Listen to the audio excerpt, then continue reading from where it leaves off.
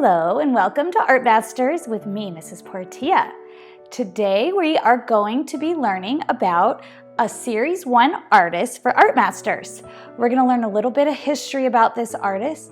We're going to see some slides of their work, and we're going to see a little glimpse of what this month's art project will be. So today we will meet one of the world's most famous painters, Claude Monet. He was born in 1840, named Oscar Claude Monet. When he was about 5, he moved to a seaside town in Normandy, France.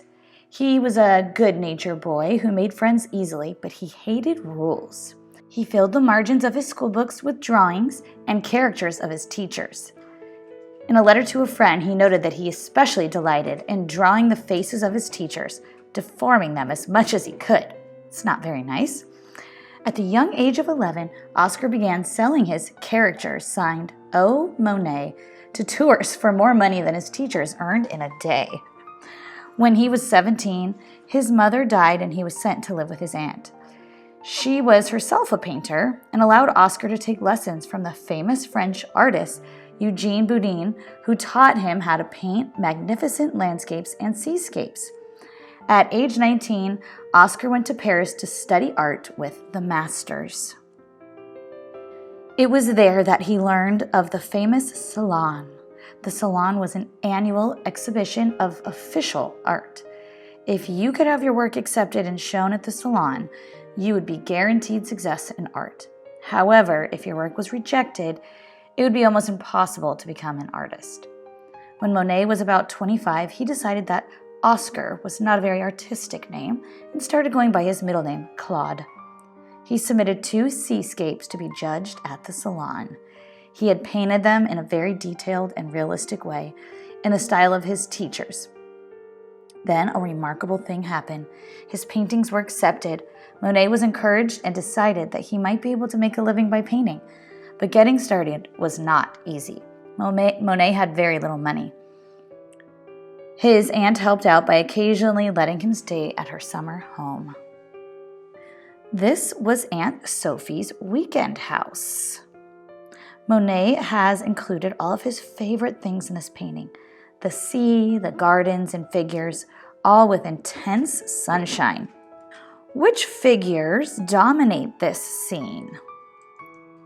In the lower right-hand corner, Monet's father sits proudly in his bentwood chair as if he's watching over the entire painting. Do you think he was trying to impress his father? Yep, I do too. Monet had been studying the effects of light and had decided that in order to show the intense light of outdoors, he would have to change his painting style a bit. Instead of making the scene look like a photograph, he flattened the shapes and added long shadows. He filled the gardens with colorful dots that from a distance looked like sun-drenched flowers. This was a very different way of painting. It lacked the detail and realism that Monet's teachers and the official judges of the Salon liked.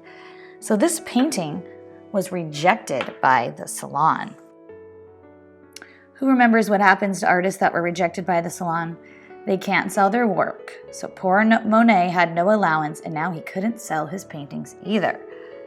But Monet had a great idea. He decided to create a huge garden scene that would surely impress the judges at the next Salon. Monet decided to paint the entire painting outdoors in a garden.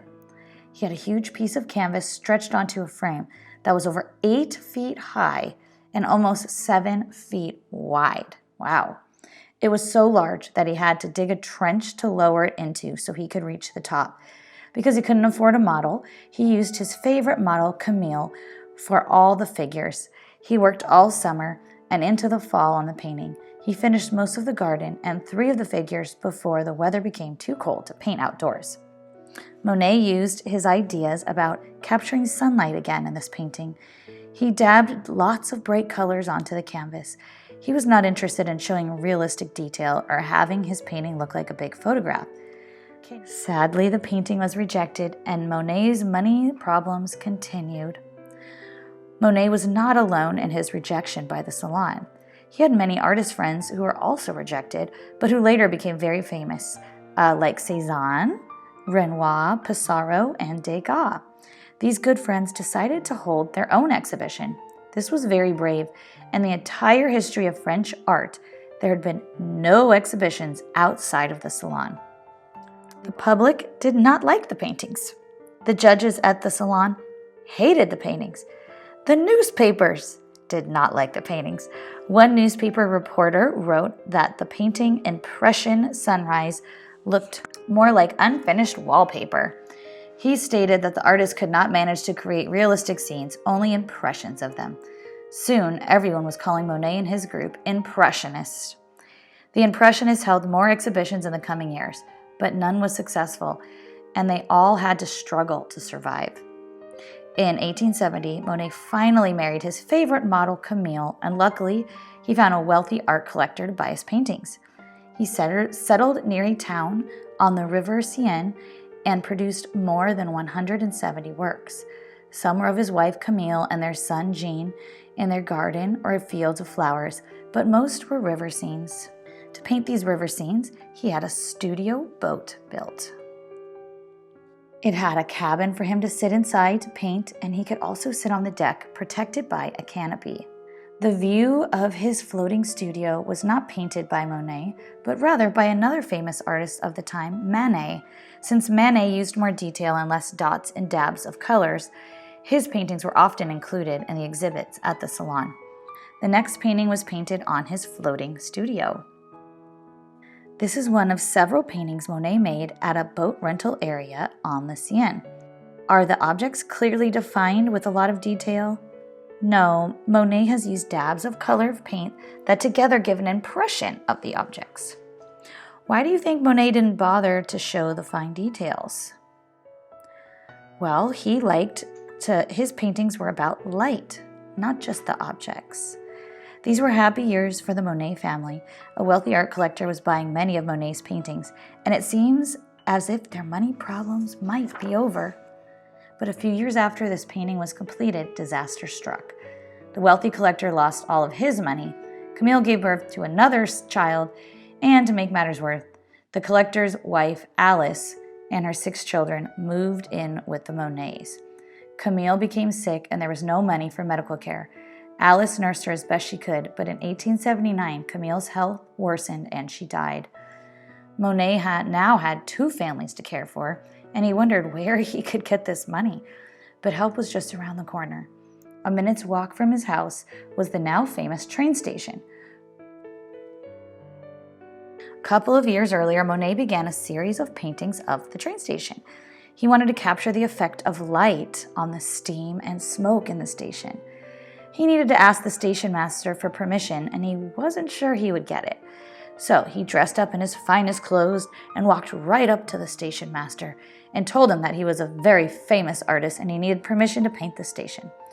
He must have looked very important because not only did he get permission, but the station master had all the engines fired up to make lots of steam for him to paint. When one of his train station paintings sold, Monet decided he should paint more of them. He painted some in the morning light and some in the evening light. He painted some trains arriving and some departing. He painted 12 different studies of the train station, and they all sold. Before long, people in the newspapers and even the judges of the Salon were liking his art. There was even a successful showing of his work in New York. Monet married Alice and settled with their 8 children in Giverny, a quiet town about 50 miles outside of Paris. Now that Alice could take care of the family, Monet could go on painting trips to places like Antibes in the south of France. In Antibes, Monet found the brilliant light of the Mediterranean Sea fascinating. He felt that it made all the colors in the landscape look like brilliant diamonds and precious stones. He worked hard to capture that on the canvas. One trick he used was waiting until the oil paint on the canvas dried, which takes several weeks, before applying final dabs of pure color that sit on top of the painting, glistening like jewels. Monet and his Impressionist friends had definite ideas about mixing colors. They felt that in order to show light, the colors needed to be applied in separate dabs. When you stand away from a painting, as in this slide, your eye blends the dabs of colors into shapes.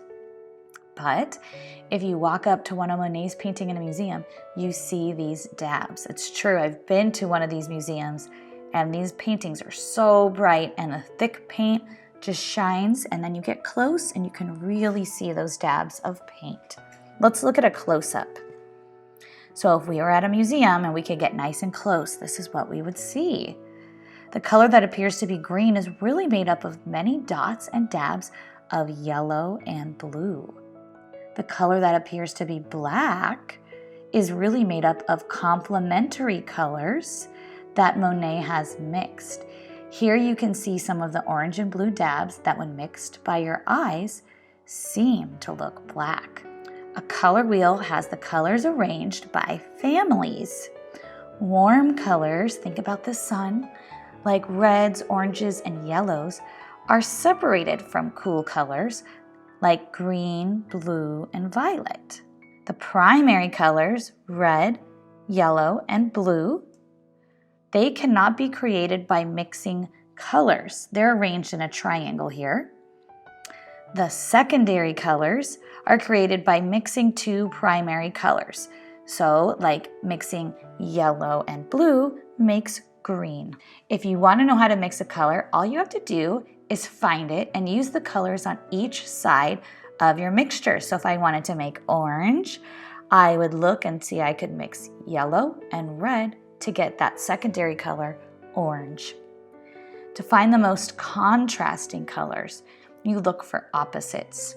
These are called complementary colors. If you mix these colors, you get a very dark, rich black. But because most paints are not pure, you usually get a dark gray or brown. Arranged this way, colors found opposite on the wheel will contrast the most. Those are the complementary colors. You can see them in the upper right corner, how when they're put together, they really pop. And the colors found closer together on the wheel will harmonize the most, like at the bottom corner, the analogous colors. Monet, more than any other artist, mastered the art of color. He was such a color expert that he could use several color schemes at the same time.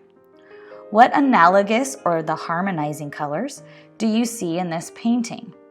Okay, well, it looks like the oranges and yellow in that hut are really blending. And if you look at the blues and the green and the sky, those ones are blending and harmonizing nicely. Okay, what complementary colors do you see in this painting? The ones that kind of pop against each other. So the blue of the sky against the orange of the haystack or hut. This painting is part of a series of haystack paintings that Monet worked on at home between painting trips. Each painting in the haystack series shows simple forms of the stacks lit by colored light. The color of the light depended on the time of day or the season. Because it took longer to paint a painting than it took for the sunlight to change, Monet had to paint several paintings at once. He usually worked on 5 or 6 canvases, all at the same time. He watched and waited for the light, and it was just right for one painting. He quickly worked on it until the light changed. Then he had to switch to another. His good-natured stepdaughter, Blanche, was in charge of a wheelbarrow, carrying as many canvases as she could for Monet.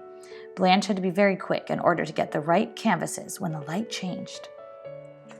At the time this painting was exhibited, the critics were amazed at how a white snow scene could be so full of color.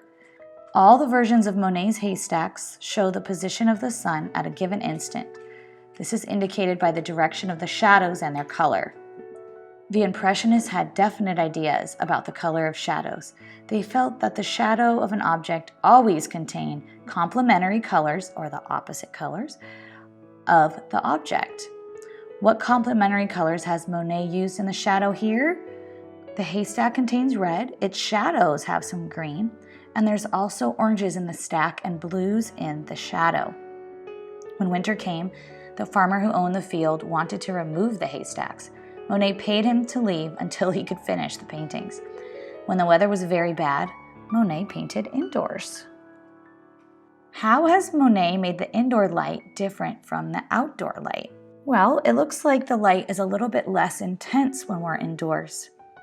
Most artists use one color scheme for each painting. Here, Monet has used several. How do the colors in the flowers on the right differ from those on the left. Flowers on the right are made of red plus white, with those on the left containing oranges. Do you see that? Monet had used a separate color scheme for each vase of flowers and then tied the whole painting together with a background color scheme of reds and greens. Gradually, as Monet's paintings became more and more popular, he was able to buy more land around his home in Giverny, which he converted into beautiful gardens. Of course, his water lily pond became the focus of a new series of paintings. You guys have maybe seen this one around. This is very popular. If you look very carefully, you can actually see a sky, but where is it? It is reflected in the water, especially in the lower left-hand corner. You see the hints of the blue shining through on the water. What else is reflected in the water? The plants on the riverbank. To create his water lily paintings, Monet used the same technique he used in painting the Haystack series. He painted many at the same time to catch the light, this time reflected in the water, and he used dots and dabs of color. Monet continued to paint water lilies for the rest of his life, but he also continued to take painting trips. He especially loved London for its fog.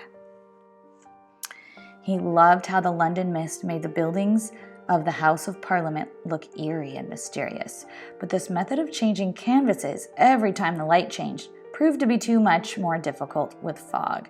At one point, he found himself looking through 100 canvases he had started. After months in London, he took all the canvases home to his Giverny studio to finish them. In his studio, he was able to use his imagination to strengthen the colors in the mists. He kept this secret from the public because he didn't want to spoil his image of a painter who paints outdoors. He was such a master of color that he can make warm colors seem cool. So there is a little bit of orange in the sky, but it's mixed with the blue. So overall, this looks like a cool colored painting. On another trip, he painted a series of paintings of sunlight as it hit the stonework of the Cathedral of the Notre Dame. This construction of Rowen's Cathedral of the Notre Dame began in 1202 and continued for more than 200 years. It is one of the most elaborate buildings in the entire world, and Monet had wanted to paint it for a very long time. He found a room with a big window directly across from the church and painted the cathedral in the morning, afternoon, and evening light. He used only cool colors for all of the canvases. Again, like the Houses of Parliament, many paintings were started and brought back to his studio to finish. 4 of the paintings sold for record prices as soon as they were finished. He exhibited 20 more in Paris, and the critics said they wished he could paint thousands more of them. In the last years of his life, Monet stopped traveling and painted entirely in his garden. He completed hundreds of paintings of his water lily pond. He was very proud of his Japanese footbridge and, of course, painted a series based on it too. The painting shows 2 different effects of light on water at the same time. The water lilies in the front of the bridge are in a shade and painted in cooler, bluer tones. Those in the background of the sunlight are painted in warmer reds, pinks, and yellows. It had been a dream of Monet's to create a series of water lily paintings that would wrap around a room. For the project, Monet was to complete 2 gigantic paintings, each 6 feet tall and 41 feet wide, to fill the walls with water lilies. Work on this project was difficult, especially because at the age of 68, his eyesight began to fail. He feared he would not be able to finish the project. He worked harder and harder, but at 1923, he was blind. After 2 operations and some special glasses, he was able to see again with one eye. With these glasses, he was able to finish his huge project. Sadly, Monet's health deteriorated and he died before he could see his gift installed. Today, visitors can enjoy Monet's vision as they walk into the rooms and suddenly find themselves surrounded by Monet's beautiful water garden. So this month's Art Master project, some of us will be doing some lovely trees with bright dabs of colors, and some of us will be doing some flowers in a vase using bright dabs of colors, just like Claude Monet. I look forward to painting with you guys, and I'll see you next time on Art Masters.